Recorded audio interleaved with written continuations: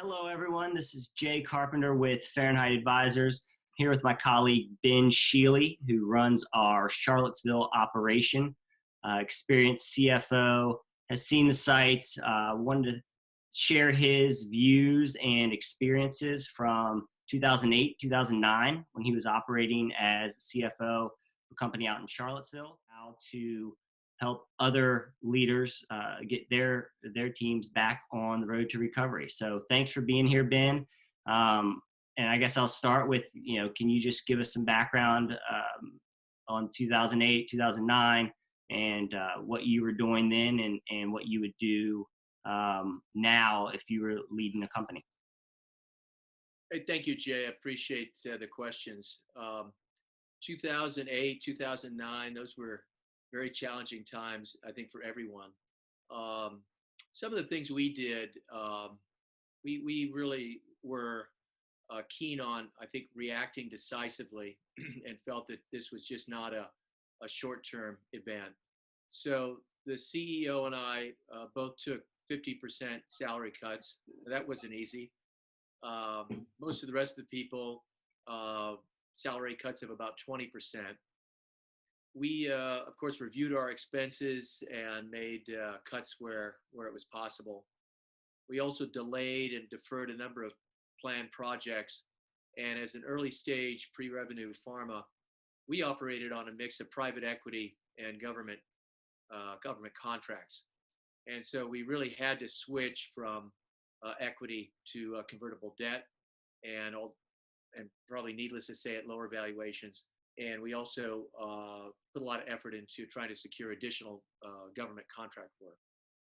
As far as what now, in retrospect, I would have done differently, I think our overall company model, if you will, was a traditional permanent employee, full benefits, bricks and mortar approach. And in looking back, I believe we would have been much better served if we had had a virtual, or at least partially virtual, model, a bit more subcontracting, more part-time, more shared worker and professional services, a more distributed approach, if you will.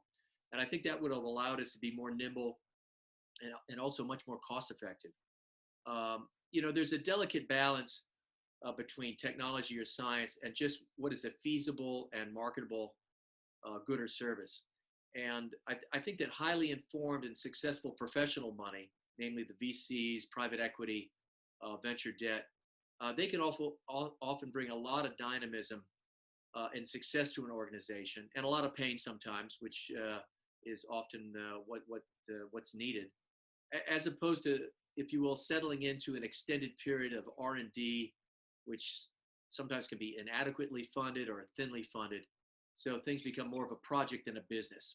So to your question about what I would have done differently, to put a finer point on that, I wish we had been able to introduce maybe higher levels of professional money at an earlier point in our development. Yeah. And what was your experience during that time with consultants on a fractional or project basis? Initially, really not using consultants much in the earliest part of our development, but certainly after 2008, 2009, we began to rely more heavily on consultants. And certainly when we took the company public, we simply had to recruit the expertise of a wide range of professional consultants. Overall, that experience was very good. Those people brought not only a real wealth of experience, having worked with a range of clients who had moved through the same type of period in their growth that we were, but also those consultants introduced a lot of fresh, dynamic viewpoints, injected a lot of energy into the firm, and frankly, a lot of fun.